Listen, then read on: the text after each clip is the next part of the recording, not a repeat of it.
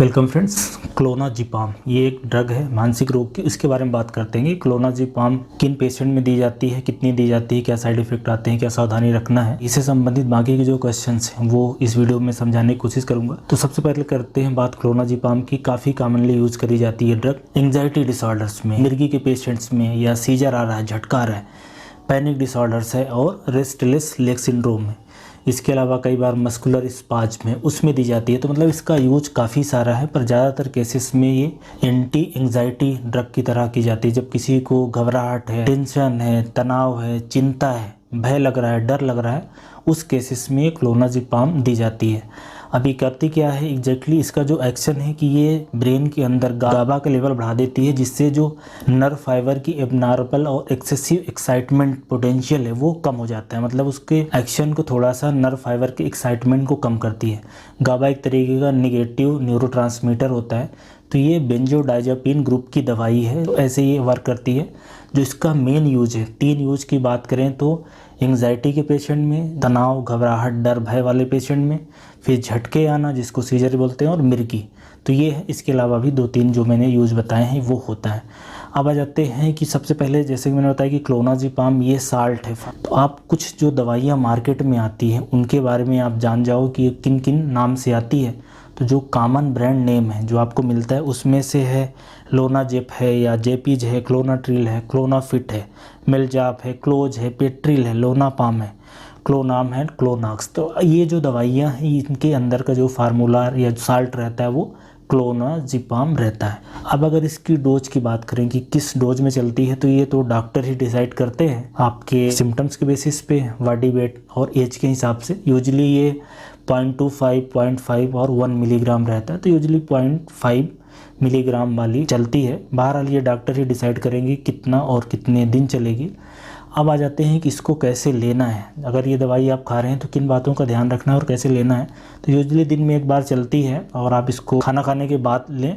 एक समय निश्चित होना चाहिए, ये सबसे इम्पोर्टेंट बात है। और दूसरा कि इसको ना तो आप अपने मन से चालू कर सकते हैं ना अपने मन से बंद कर सकते हैं, क्योंकि ये दवाई से विड्रावल सिम्टम्स आते हैं। मतलब आपने दवाई लेना चालू किया तो जो लक्षण थे वो ख़त्म हो गए, दवाई सडन बंद कर दी तो लक्षण दोबारा से आ गए और ज़्यादा तेज़ आ गए और ज़्यादा समस्या हो गई। और इस दवाई में हैबिट फार्मेशन होता है, मतलब आदत पड़ती है, लत लगती है। इसलिए इस दवाई का जो डोज है, ड्यूरेशन है, बहुत सावधानी से रखा जाता है और सडन बंद भी नहीं करा जाता है। अगर आप दवाई ले रहे हैं तो इन बातों का ज़रूर ध्यान रखेंगे। और अगर साइड इफ़ेक्ट की बात करें कि ये दवा लेने से क्या नुकसान होगा, तो ये दवा काफ़ी लो डोज में काफ़ी अच्छे से टॉलरेट होती है। ज़्यादातर लोग खा लेते हैं। जिनको जो लक्षण आते हैं, जो मेन इसका साइड इफ़ेक्ट आता है, उसमें एक तो नींद ना आना, मतलब ड्राउजीनेस सा फील होना, इंसोम्निया, रात में नींद नहीं आना, रात में नींद आएगी तो अजीब अजीब से सपने आना।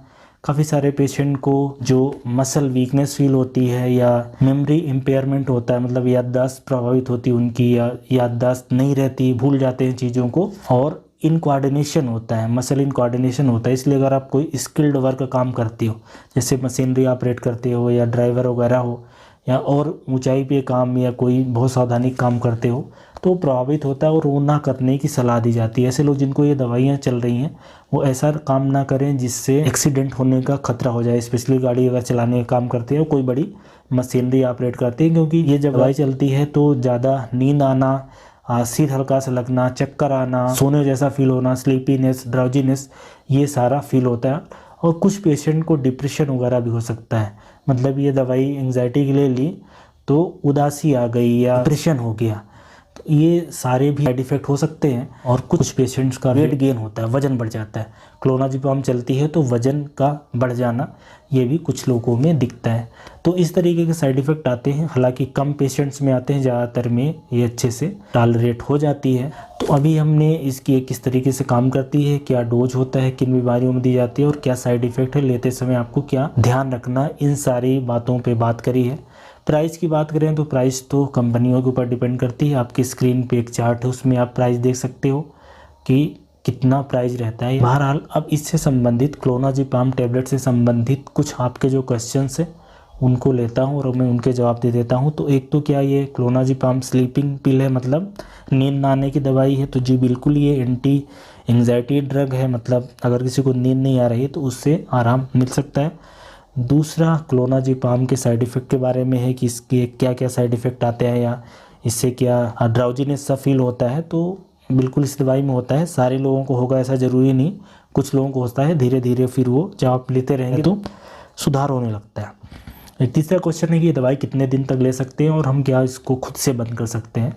तो ये दवाई कितने दिन तक लेना है, किस डोज में लेना है, ये डॉक्टर को ही डिसाइड करना है और अपने से इसको आप नहीं बंद करना है, क्योंकि इसको धीरे धीरे बंद किया जाता है, नहीं तो विड्रावल सिम्टम्स आते हैं जो कि कई तरीके से हो सकते हैं, जैसे सोने में डिफ़िकल्टी होना या इरिटेशन होना, घबराहट होना, बेचैनी होना, स्वेटिंग होना, मूड चेंज होना और डायरिया। तो इस तरीके से विड्रावल सिम्टम्स आते हैं। और इसके अलावा एक क्वेश्चन ये भी रहता है कि क्या ये दवाई में लत लगती है।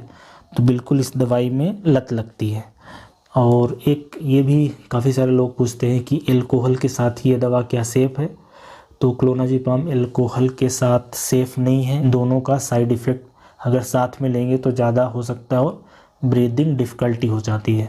तो ये क्लोनाज़ेपाम जो कि मानसिक रोग की एक तरीके से बोल सकते हैं दवाई है, एंग्जाइटी, सीजर और एपिलेप्सी की, उसके बारे में जानकारी थी कि इसको लेते समय किन बातों का ध्यान रखना है और क्या क्या साइड इफ़ेक्ट आ सकते हैं। Thank you.